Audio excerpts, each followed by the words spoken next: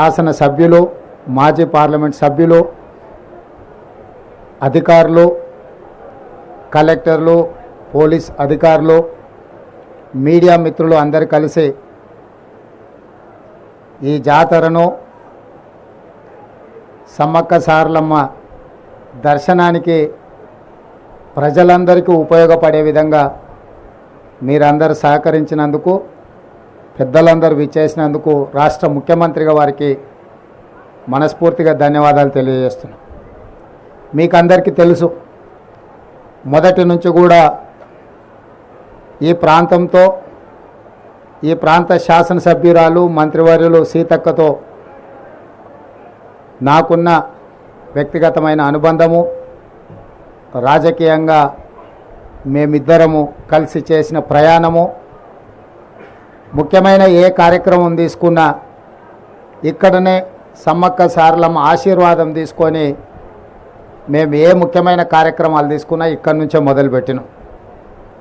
సమ్మక్క సారలమ్మ ఆశీర్వాదంతో ఈరోజు తెలంగాణ రాష్ట్రంలో ఇందిరమ్మ రాజ్యము కాంగ్రెస్ ప్రభుత్వం ఏర్పడ్డది. పోయిన సంవత్సరం ఫిబ్రవరి 6, 2023 నాడు హాత్సే ఆ జోడో కార్యక్రమాన్ని కూడా ఇక్కడి నుంచే మేము ప్రారంభించడం జరిగింది. ఆ రోజే చెప్పినాం, తప్పకుండా రాబోయే ఎన్నికల్లో ప్రజా తీర్పు కాంగ్రెస్ పార్టీకి అనుకూలంగా ఉంటుంది, ప్రజాప్రభుత్వం ఏర్పడుతుంది, పెద్ద ఎత్తున రాబోయే సమ్మక్క సారలమ్మ జాతరను మా చేతుల మీదుగా భక్తులకు అసౌకర్యం కలగకుండా అన్ని రకాల ఏర్పాట్లు మేమే సొంతంగా పర్యవేక్షించి ఏర్పాటు చేస్తామని ఆ రోజు చెప్పడం జరిగింది. అదేవిధంగా ఈరోజు అమ్మల ఆశీర్వాదంతో అధికారం వచ్చింది. సీతక్క గారు మంత్రివర్యులైనరు, సురేఖమ్మ గారు మంత్రివర్యులైనరు, మాకందరు కూడా వివిధ హోదాలు, బాధ్యతలు ఆశీర్వాదంతో మాకందరికి అవకాశం వచ్చింది. ఈరోజు ఆ బాధ్యతతోటి దాదాపుగా 1,50,00,000 మంది భక్తులకు ఎలాంటి అసౌకర్యం కలగొద్దు, ఏర్పాట్లలో లోపం ఉండొద్దు అని చెప్పి మా ప్రభుత్వం 110 కోట్ల రూపాయల నిధులను కేటాయించి అహర్నిశలు ఎన్నికలు ముగిసిన వెంబడే జాతర ఏర్పాట్లను పర్యవేక్షించాల్సిన పరిస్థితిలో పొంగులేటి శ్రీనివాసరెడ్డి గారిని, కొండా సురేఖ గారిని, సీతక్క గారిని, పొన్నం ప్రభాకర్ గారిని వీళ్ళందరినీ కూడా సమన్వయం చేసి మంత్రులతో ఒక బృందాన్ని ఏర్పాటు చేసి పేద ప్రజలందరికీ కూడా రవాణా ఇబ్బందులు ఉండొద్దు అని, ముఖ్యంగా ఆడబిడ్డలకు ఆర్టీసీ బస్సులో ఉచిత ప్రయాణాన్ని మా ప్రభుత్వం తీసుకున్న మొట్టమొదటి తొలి నిర్ణయం. ఈరోజు ఈ జాతరకు లక్షలాది మంది ఆడబిడ్డలు వస్తున్న సందర్భంగా 6,000 బస్సులతో రవాణా సౌకర్యాలు ఏర్పాటు చేసినాము. అన్ని డిపోలలో ఉన్న బస్సులను ఇక్కడికి పంపాలని ఆదేశాలు ఇవ్వడం జరిగింది. అదనంగా 100 కొత్త బస్సులను కొని ఈ జాతర ఏర్పాట్లలో వాటిని వినియోగించడం జరిగింది. అదేవిధంగా ఈరోజు దాదాపుగా రాష్ట్రంలో 18 కోట్ల మంది ఆడబిడ్డలు బస్సు ఉచిత ప్రయాణం మా ఎన్నికల హామీలో భాగంగా ఏర్పాటు చేస్తే వినియోగించుకున్నారు. ఈరోజు జాతర కూడా లక్షలాది మంది వస్తున్నారు అని అంటే అది ప్రభుత్వం తీసుకున్న నిర్ణయం. ఈరోజు ఆడబిడ్డలందరికీ కూడా ఉపయోగపడ్డది. ఇదే కాకుండా రాజీవ్ ఆరోగ్యశ్రీ కావచ్చు, ఇతర కార్యక్రమాలు కావచ్చు,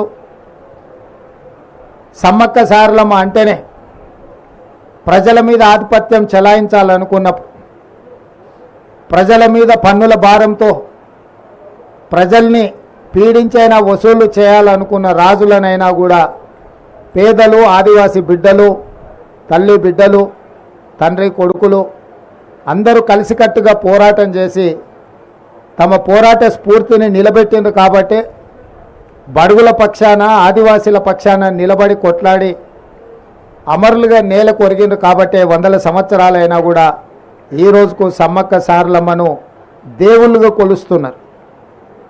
మనుషులుగా తమ యొక్క నమ్ముకున్న ప్రజల కోసం నిలబడి పాలకులతో కొట్లాడినందుకు ఈరోజు వాళ్ళు అమరులై దేవతలుగా ఇక్కడ వెలిసిల్లుతున్నారు. అంటే ఆనాటి నుంచి ఈనాటి వరకు పాలకులు ప్రజల్ని వేధించినప్పుడు, పీడించినప్పుడు, ఆధిపత్యం చెలాయించాలనుకున్నప్పుడు ఎవరో ఒకరు నిలబడతారు.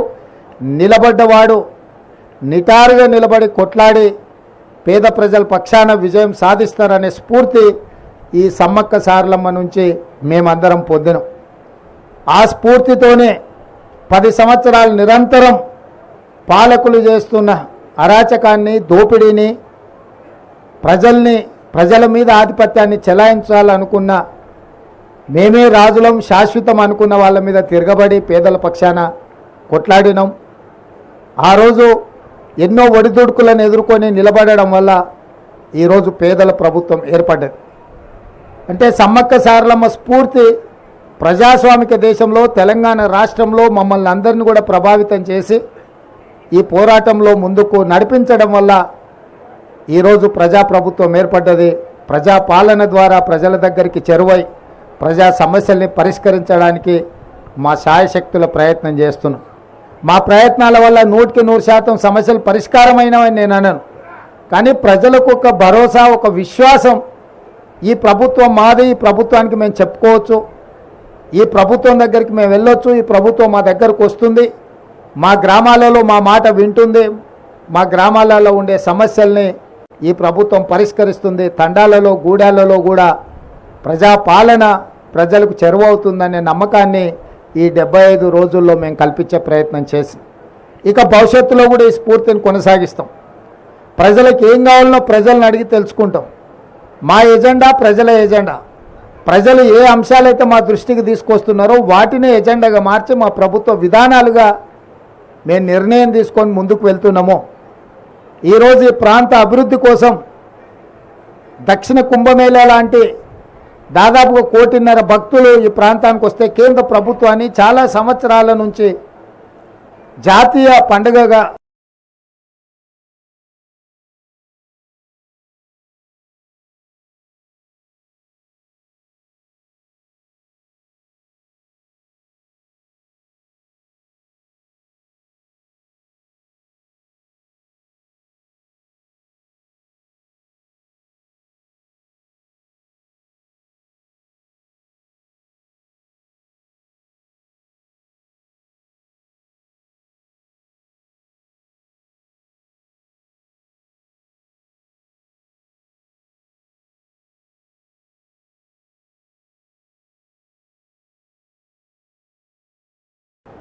ఉత్తర భారతం, దక్షిణ భారతం అనే వివక్ష చూపించడం మంచిది కాదు. దక్షిణ భారతదేశంలోనే కాదు, ప్రపంచంలోనే సమ్మక్క సారలమ్మ జాతరకు ఒక ప్రత్యేకమైన గుర్తింపు ఉంది. వారి వీరోచిత గాథ చరిత్ర పుటలలో ఉన్నది. కాబట్టి కేంద్ర ప్రభుత్వం నిర్లక్ష్యం చేయకుండా ప్రధానమంత్రి గారు రావాలి, సందర్శించుకోవాలి అని చెప్పి ఈ సందర్భంగా నేను వారికి విజ్ఞప్తి చేస్తున్నా.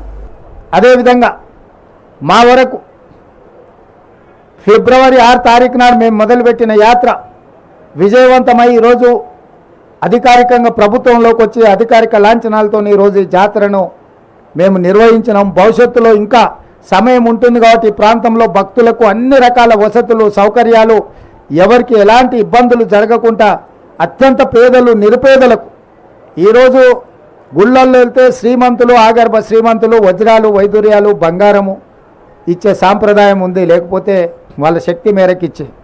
కానీ పేదవాడు బాధపడుతుంటే సమ్మక్క సారలమ్మ ప్రత్యక్షమై శ్రీమంతులు బంగారం ఇస్తుంటే మేమేమి ఇయ్యలేకపోతున్నామని బాధపడుతున్న సందర్భంగా నీ ఇంట్లో ఉన్న ఒక బెల్లం ముక్క ఇచ్చినా అదే మాకు బంగారము అని వారి కళ్ళలో ఆ భక్తుడికి చెప్పడం వల్ల ఈడ మనము బెల్లంతోనే ముడుపు చెల్లించుకునే సాంప్రదాయానికి తెరలేసింది. మా కొండా సురేఖ గారు ఒకవేళ భక్తులు ప్రత్యక్షంగా ఇక్కడికి రాకపోయినా ఆన్లైన్లో కూడా ఆ విధమైన వెసులుబాటు కల్పించే విధంగా మా ఎండోమెంట్స్ డిపార్ట్మెంట్ కూడా ఏర్పాట్లు చేసింది. సీతక్క అయితే స్వయంగానే ఇక్కడ ఉండి అహర్నిశలు ఇక్కడనే భక్తుల యొక్క ప్రతి అవసరాన్ని దృష్టిలో పెట్టుకొని ఇక్కడనే వారు ఉండి ఏర్పాట్లు చేయడం జరిగింది. ఇదంతా కూడా మాకు వచ్చిన గొప్ప అవకాశం. ఈ అవకాశాన్ని ప్రజలకు ఉపయోగించాలనేది మా ఆలోచన. అదేవిధంగా ఎన్నికల్లో ఇచ్చిన 6 గ్యారెంటీలలో మరో 2 గ్యారెంటీలను 27 తారీఖు నాడు సాయంత్రము ప్రారంభించబోతున్నాము. ప్రధానంగా 500 రూపాయలకే సిలిండర్ ఇచ్చే మహిళలకు చేయూతనిచ్చే విధంగా ఈరోజు సిలిండర్ 500 రూపాయలకి ఇచ్చే కార్యక్రమం. రెండవ కార్యక్రమము పేదవాళ్లకు 200 యూనిట్ల వరకు తెల్ల రేషన్ కార్డు ఉన్న ప్రతి పేదవాడికి ఇంటికి ఉచితంగా విద్యుత్తునిచ్చే కార్యక్రమాన్ని ఫిబ్రవరి 27 తారీఖు నాడు సాయంత్రము ప్రారంభించబోతున్నాము. ఆ కార్యక్రమానికి శ్రీమతి ప్రియాంక గాంధీ గారు కూడా హాజరు కాబోతున్నారు. రాష్ట్రంలో ఉన్న చిక్కుముడులను అన్ని విప్పుకుంటూ ఒక్కొక్కటి పరిష్కరించుకుంటూ ప్రజలకు ఇచ్చిన హామీలను అమలు చేసుకుంటూ దాదాపుగా ఈరోజు ఉచిత బస్సు రవాణా సౌకర్యం కావచ్చు, లేకపోతే రాజీవ్ ఆరోగ్యశ్రీ ద్వారా 10 లక్షల రూపాయలు పేదలకు వైద్యానికి అందించడం కావచ్చు, ఇప్పుడు ప్రారంభించబోయే 500 రూపాయలకే సిలిండర్ కావచ్చు, అదేవిధంగా 200 యూనిట్ల వరకు ఇంటికి ఉచిత కరెంటు కావచ్చు. మేము వచ్చిన 60 రోజుల్లో 25,000 ప్రభుత్వ ఉద్యోగ ఖాళీలను భర్తీ చేసినాం. స్టాఫ్ నర్సులుగా 6,956 మంది, 441 సింగరేణి ఉద్యోగులు, దాదాపుగా 15,000 పోస్టులు పోలీసులు కావచ్చు, ఎక్సైజ్ కావచ్చు, అదేవిధంగా ఫైర్ డిపార్ట్మెంట్ కావచ్చు. వీటన్నిటితో పాటు మార్చి 2 తారీఖు నాడు మరొక 6,000 పైచలకు ప్రభుత్వ ఉద్యోగాలు భర్తీ చేయబోతున్నాము. మేము ఏదైతే 2 లక్షల ఖాళీలను భర్తీ చేస్తామని చెప్పినామో ఇలా గర్వంగా 25,000 ఉద్యోగాలు మేము భర్తీ చేసినామని ప్రజలకు కనిపించే విధంగా, కుళ్ళుకుంటున్న వాళ్ళకి వినిపించే విధంగా ఎల్బీ స్టేడియంలోనే వేలాది మంది సమక్షంలో నియామక భర్తీల పత్రాలు వాళ్ళ చేతికి అందజేసినాం. ఎందుకంటే ఇచ్చినా కూడా ఇయ్యలేదని అబద్ధ ప్రచారాలతోని గోబెల్స్ కంటే కూడా వాళ్ళ బాబుల్లాగా తయారై మామ అల్లుళ్ళు తండ్రి కొడుకులు మా ప్రభుత్వం మీద దాడి చేసే ప్రయత్నం చేస్తున్నారు. కాబట్టి ప్రజల కళ్ళెదురుగా నిరుద్యోగ యువకులకు ఉద్యోగ అవకాశాలు కల్పించినాము. శ్రీధర్ బాబు గారి నేతృత్వంలో ఐటీఐలను ఈరోజు స్కిల్ యూనివర్సిటీస్గా మార్చి 65 ఐటీలను 2,000 కోట్లతోని నైపుణ్యాన్ని అభివృద్ధి చేయాలని ఈరోజు తెలంగాణ రాష్ట్రంలోనే 10 స్కిల్ యూనివర్సిటీలను ప్రారంభించి గ్రామీణ ప్రాంతాలలో ఉండే చదువుకున్న నిరుద్యోగ యువకులకు నైపుణ్యాన్ని నేర్పించి ఆర్థికంగా బలపడే విధంగా ఉద్యోగ ఉపాధి అవకాశాలు కల్పించే విధంగా ఈరోజు మా రాష్ట్ర ప్రభుత్వం ప్రణాళికలు చేపడుతుంది. సాగునీటి ప్రాజెక్టుల్లో జరిగిన అక్రమాలు, దోపిడీ, నిర్లక్ష్యము కళ్ళగట్టినట్టుగా మొన్ననే మీరు చూసిర్రు. మేడిగడ్డ కావచ్చు, అన్నారం కావచ్చు, సుందిల కావచ్చు, మొత్తం కాళేశ్వరం ప్రాజెక్టే మేడిపండులాగా తయారైందని మీ కళ్ళ ముందలో చూపించినాం. కృష్ణానది జలాల దోపిడీ కళ్ళు మూసుకొని కేసీఆర్ ఫామ్ హౌస్లో ఉండడం వల్ల ఆంధ్రప్రదేశ్కు సంబంధించిన ముఖ్యమంత్రి గారు ఆ రాష్ట్రము అధికారికంగానే అన్ని తరలించకపోతుంటే ఆనాడు నిర్లక్ష్యం వహించారు. ఆ విషయంలో కూడా ఉత్తమ్ కుమార్ రెడ్డి గారు శాసనసభలో అన్ని వివరాలను బయటపెట్టారు. రాష్ట్రం అప్పుల పాలైంది, 7 లక్షల కోట్ల రూపాయల అప్పులు తీసుకొచ్చి రాష్ట్రాన్ని మొత్తం దివాలా వేయించిండని, అదేవిధంగా విద్యుత్ విషయంలో కూడా జరిగిన దోపిడీని, చేసిన తప్పులను ఉప ముఖ్యమంత్రి గారు బట్టి విక్రమార్క గారు కూడా ప్రజలందరికీ వివరించే ప్రయత్నం చేసింది. నేను ఎందుకు ఈ వివరాలన్నీ చెప్తున్నా అంటే 10 సంవత్సరాలలో 60 సంవత్సరాల ఉమ్మడి రాష్ట్రంలో సమైక్య పాలనలో కూడా జరగనంత అన్యాయము, దోపిడీ, నిర్లక్ష్యం ఈ 10 సంవత్సరాలలో చంద్రశేఖరరావు గారు పాల్పడ్డారు. ఆ వివరాలన్నిటిని ప్రజలకు మేము పూర్తిగా వివరించినాం. ఈ 10 సంవత్సరాలు ఆయన దోపిడీ చేస్తున్నప్పుడు పిల్లి కళ్ళు మూసుకొని పాలు తాగింది అన్నట్టుగా మోడీ గారు కూడా ఒక్కరోజు కూడా కేసీఆర్ని నిలువరించే ప్రయత్నం చేయలే. ఈరోజు బీజేపీ వాళ్ళు అంటున్నారు మాకు సిబిఐకి మేము తెలుస్తామని. 10 సంవత్సరాలు మీరే ఉన్నారు కదా, సిబిఐ మీదే, ఈడీ మీదే, ఇన్కమ్ ట్యాక్స్ మీదే. సింగిల్ కేసు అయినా కేసీఆర్ కుటుంబానికి వ్యతిరేకంగా మీరు ఎఫ్ఐఆర్ చేసిందా? ఒక్క రూపాయి అవినీతి మీదైనా మీరేమన్నా విచారణ చేపట్టిందా? ప్రతిపక్షంలో మేము ఉన్నప్పుడు పదే మీకే అధికారికంగా ఫిర్యాదులు చేసినాం, కోర్టు నుంచి కూడా ఆర్డర్లు తీసుకొచ్చిన నేను, కానీ ఏ రోజు కూడా విచారణ చేయలే. ఇవాళ మేము జ్యుడిషియల్ ఎంక్వైరీకి ఆర్డర్ ఇచ్చిన తర్వాత న్యాయాధిపతులతోని న్యాయస్థానాల ద్వారా కేసీఆర్ అవినీతి మీద విచారణ చేయడానికి మేము నిర్ణయం తీసుకున్నాక ఇప్పుడు మమ్మల్ని అడుగుతున్నారు సిబిఐకి ఏమని. ఏందే అని ఓ బీజేపీ ఆయన అడిగినా అది మా చేతికి వస్తే మాకు కూడా ఇంత గిల్లుకోనికి అవకాశం ఉంటుంది కదా సార్, మీరు జ్యుడిషియల్ ఇస్తే మాకేం వస్తుందని. అంటే వాళ్ళ ఆలోచన ఎంతసేపు ఉన్నా కేసీఆర్ దోపిడీలో కొంత వాటా తీసుకోవాలన్న ఆలోచనే తప్ప దాన్ని చర్యలు తీసుకోవాలన్న ఆలోచన లేదు. అందుకే ఈరోజు కాంగ్రెస్ పార్టీ కంప్లీట్ జ్యుడిషియల్ ఎంక్వైరీకి ఇవ్వడానికి నిర్ణయం తీసుకున్నది. తొందరలోనే retired high court judge or supreme court జడ్జిల చేత జరగబోయే విచారణను టీఆర్ఎస్ ప్రభుత్వం ఎదుర్కోవాల్సిన పరిస్థితులు ఉన్నాయి. కాబట్టి ఈరోజు తెలంగాణ ప్రజలకు మేము ఒకటే మాట ఇవ్వదలుచుకున్నాం, ఎన్నికల్లో మీకు ఇచ్చిన ప్రతి హామీని అమలు చేసే బాధ్యత మాది. రైతులకు 2 లక్షల రూపాయల రుణమాఫీ మీద కూడా బ్యాంకుల అందరితో చర్చలు చేస్తున్నాం. తొందరలోనే మీకు మంచి శుభవార్తను చెప్పబోతున్నాము. ఏ హామీని కూడా మేము వదలదలుచుకోలేదు. తప్పకుండా ఆ హామీలను అమలు చేసే బాధ్యత మాది. ఈరోజు మీరు అందరు చూస్తారు, గతంలో ప్రతి పోస్టింగ్కు నగదు ఇస్తే తప్ప, నగదు బదిలీ చేస్తే తప్ప ప్రభుత్వ ఉద్యోగులకు పోస్టింగ్లు వచ్చేటివి కావు. ఇవాళ పారదర్శకంగా ఎవరైతే ప్రజలకు సేవలు అందిస్తారో వాళ్ళని గుర్తించి ఎక్కడ ఉన్నా కూడా సామాజిక న్యాయంతో పాటు అర్హులైన అధికారులకు అందరికీ పోస్టింగ్లు ఇచ్చినాం. ఇవాళ మీరు పోలీస్ డిపార్ట్మెంట్ కానీ, రెవెన్యూ డిపార్ట్మెంట్ కానీ, ఏ డిపార్ట్మెంట్ అయినా తీసుకోండి, ప్రభుత్వ ఉద్యోగులను అడగండి. కాంగ్రెస్ అధికారంలోకి వచ్చిన తర్వాత ప్రభుత్వ ఉద్యోగులకు న్యాయం జరిగిందా లేదా? గతంలో జీతం ఎప్పుడు వస్తుందో తెలియదు. నెల చివరి వరకు కూడా జీతాలు రాని పరిస్థితి ఉండే. మొదటి నెల 4 తారీఖు నాటి జీతం ఇచ్చినాం, రెండో నెల 1 తారీఖు నాడే జీతం ఇచ్చినాం. వాళ్ళే ఆశ్చర్యపోతున్నారు, మా జీతం 1 తారీఖు నాడు మా ఖాతాలో పడ్డదంటే ప్రభుత్వ ఉద్యోగులు. అంటే పరిపాలనను దారిలో పెట్టే ప్రయత్నం చేస్తున్నాము. ఇంకా చాలా చేయాల్సింది ఉంది. రాత్రి పగళ్ళు మేము కష్టపడుతున్నాము. మీరు చూడండి, ఇన్ని రోజుల్లో ఏ ఒక్క రోజైనా, ఒక్క గంట అయినా నేను కానీ మా మంత్రులు కానీ ఎక్కడైనా సెలవు తీసుకున్నామా? ప్రతిరోజు ప్రతి నిమిషము పరిపాలనను దారిలో పెట్టి పేదలకు మేలు జరిగే విధంగా, పేదలకు అందుబాటులో ఉండే పరిపాలన అందిస్తున్నాము. ఏ రోజు కూడా మేము ప్రజలకు అందుబాటులో లేము అనేదే లేదు. సచివాలయం ప్రజలది అని చెప్పి సచివులను కలుసుకోవడానికి ప్రజలు ఎవరైనా రావచ్చు అని స్పష్టంగా ఈరోజు అవకాశం కల్పించినాం. సచివాలయం ఎట్లుందో మేము వచ్చేవరకు మీడియా మిత్రులు లోపలికి రాలే, గేట్ బయటలుండి చూసుడే తప్ప లోపలికి రాలే. ఇవాళ స్వేచ్ఛగా మమ్మల్ని కూడా పోనీలా, సీతక్క పోతే పట్టుక పోలీసులు పట్టుకపోయారు, నేను పోతే పోలీసులు పట్టుకపోయారు. మా సంగతి కాదు, పోనీ మిమ్మల్ని ఇచ్చినట్టే మీకు కూడా అవకాశం రాలే. కానీ ఇవాళ అన్ని చేంబర్లు మీరు తిరిగే పరిస్థితి వచ్చింది. స్వేచ్ఛ అనేది ఈరోజు తెలంగాణ సమాజానికి కాంగ్రెస్ పార్టీ ఇచ్చింది. ఇక సంక్షేమం, అభివృద్ధి కార్యక్రమాలు నిరంతరం తప్పకుండా వాటి అన్నిటిని కూడా కొనసాగిస్తాము.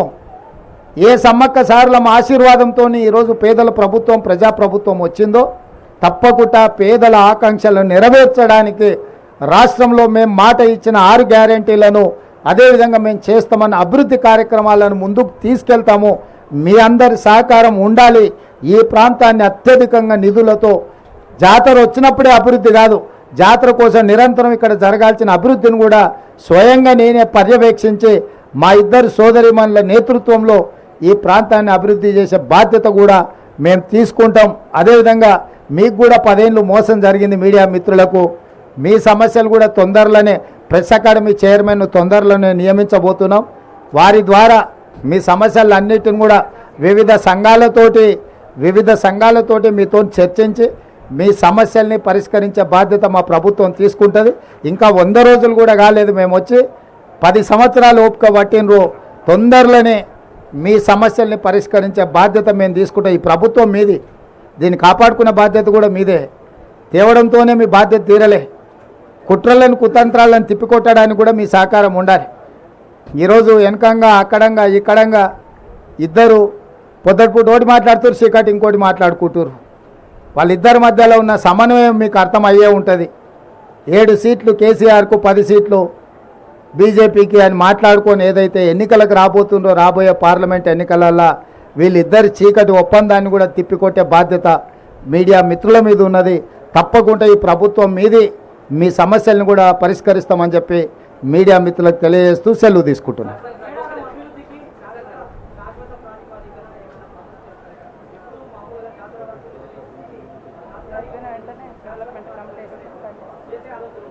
తప్పకుండా జాతర అయిపోయిన తర్వాత డెవలప్మెంట్ కోసం మంత్రులతో ఒక కమిటీ వేసి శాశ్వతంగా ఇక్కడ ఏమేమి వసతులు కల్పించాలి, ప్రభుత్వం ఏం నిర్ణయాలు తీసుకోవాలో వాటన్నిటినీ ఆ కమిటీ సూచనల మేరకు ప్రభుత్వం నిధులు కేటాయించి అభివృద్ధి చేయడం జరుగుతుంది.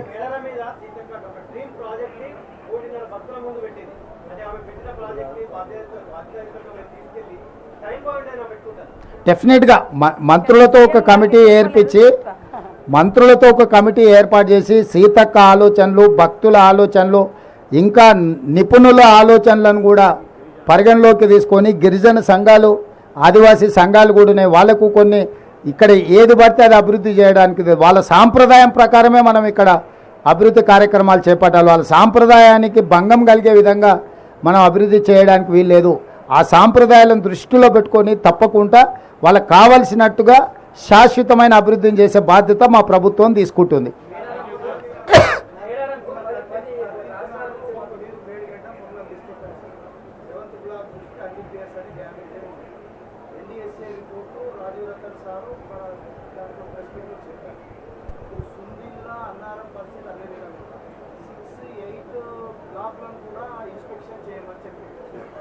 కాళేశ్వరం కథమైనట్లయిన ఒక భావన నాకు కలుగుతుందని అది రివైవ్ అవుతుందా కాదా అన్నది ఒక ప్రజల్లో కూడా ఒక ఆందోళన ఉంటుంది. ఈ నేపథ్యంలో తెలంగాణ ప్రభుత్వం అంటే మన ప్రభుత్వం గోదావరి మీద ప్రత్యామ్నాయంగా ఏదైనా ప్రాజెక్టు గురించి ఆలోచిస్తున్నారు? అంటే ఒకటి ఇక్కడ మీరు అర్థం చేసుకోవాల్సింది, మనం చూసి ఒక అంచనాకు వచ్చినాం, కానీ నిపుణుల నివేదిక లేకుండా మనము నిర్ణయాలు తీసుకోలేము. అందుకే స్పష్టంగా రాష్ట్ర ప్రభుత్వము నేషనల్ డ్యామ్ సేఫ్టీ అథారిటీకి మేము లెటర్ రాసినాం. అన్ని డ్యామ్లను మీరు పరిశీలించి నివేదిక ఇవ్వండి. ఇవి రిపేర్ చేయొచ్చా, రిస్టోర్ చేయొచ్చా, లేకపోతే శాశ్వతంగా వాటిని తీసేసి కొత్తవి కట్టాలనా, కొత్తవి కట్టాలంటే ఏ సాంకేతిక నిపుణులతో కట్టాలి, వీటన్నిటి మీద కూడా నివేదికలు కోరినాము. నిన్న మొన్న మీరు అసెంబ్లీలో టీఆర్ఎస్ వాళ్ళ మాటలు చూశారు. మేడిగడ్డలు నీళ్లు నింపి అన్నారంకి ఎత్తిపోయారని. అసలు హరీష్ రావు దూలం లెక్క పెరిగింది, కానీ దూడకున్న బుద్ధి కూడా లేదు. ఇప్పుడు అన్నారం బొక్కవాడు అన్నారం నుంచి నీళ్ళు వచ్చి ఇది కొట్టుకపోతుంది మేడిగడ్డ, మళ్ళా మేడిగడ్డ నుంచి అయితే అన్నారంలో పోయింది అంటుండు. అన్నారంలో ఉన్న నీళ్ళే దానికి మొత్తం లీకేజీలు వచ్చి అది కూలిపోయేటట్టుందని దాంట్లో ఉన్న నీళ్ళు కిందికి వదిలాం. వాళ్ళు మన అసెంబ్లీలో చేసిన వాదన మొత్తం చూడండి. నేను అందుకే చెప్తున్నా, దూలం లెక్క పెరిగితే సరిపోదు, దూడకున్న బుద్ధాన్ని ఉండాలి అని హరీష్ రావుకి చెప్పదలుచుకున్నా. ఈ మేడిగడ్డ కూలింది అని మేడిగడ్డల నీళ్లు తీసేసినాం. ఇప్పుడు అన్నారం కూలేటట్టుందని అన్నారంలో ఉన్న నీళ్ళు తొలగిస్తే మళ్ళీ మేడిగడ్డ లాపంటే ఎత్తి అన్నారంలో పోయాలంట. అసలు ఏమన్నా మెదడు ఉండే ఆలోచన? అందుకే వాళ్ళు ఏందనంటే చేసిన తప్పులను కప్పిపుచ్చుకోవడానికి ఎదురుదాడే ఒక మంచి విధానం అన్నట్టుగా వాళ్ళు ఒక ఆలోచన చేస్తున్నారు. కాబట్టి ఇప్పుడు స్పష్టంగా నిపుణుల నివేదికలు వచ్చిన తర్వాత మీరు చెప్తున్న ప్రతి అంశాన్ని పరిగణలోకి తీసుకుంటాం. ఏదేమైనా మహారాష్ట్ర ప్రభుత్వాన్ని ఒప్పించి తుమ్మిడిహెట్టి దగ్గర పాత ఒరిజినల్గా ఏదైతే డిజైన్ చేసినామో ఆ రోజు అక్కడ అది నిర్మించడం ద్వారా గ్రావిటీ ద్వారా ఎన్ని ఎకరాలకు నీళ్ళు ఇవ్వగలుగుతాం, వాటిని కూడా మా సాగునీటి నిపుణులు ఈరోజు అంచనాలు వేస్తున్నారు. తప్పకుండా వాటి అన్నిటిని దృష్టిలో పెట్టుకొని చేస్తాము. గోదావరి జలాలను పూర్తి స్థాయిలో ఉత్తర తెలంగాణకే కాదు, అవసరమైతే దక్షిణ తెలంగాణ ప్రాంతానికి కూడా నీళ్లను వినియోగించుకోవడానికి కార్యాచరణ చేపడతాము. మేము హడావిడి చేయము, అపర మేధావులం అని మేము చెప్పుకోము. 80,000 పుస్తకాలు చదివినామని అసలే చెప్పం. ఎందుకంటే ఎవరు చేయాల్సిన పని వాళ్ళే చేయాలి. మీకు తెలుసు కదా, దోపిక కదా నాకు గరక నాకు ఘాట్కా అని. గాడిద చేయాల్సిన పని గాడిద చేయాలి, కుక్క చేయాల్సిన పని కుక్క చేయాలి. కుక్క పని గాడిద చేసింది అనుకోండి నడ్డి ఉడుతుంది. పరిపాలన చేయాల్సింది మనం. నిపుణులు ఇచ్చిన నివేదికల ప్రకారం మనం పరిపాలన చేయాలి. మనమే నిపుణులం అనుకొని అపరమేధావులం అనుకొని చేస్తే మేడిగడ్డలాగా అవుతుంది కథ.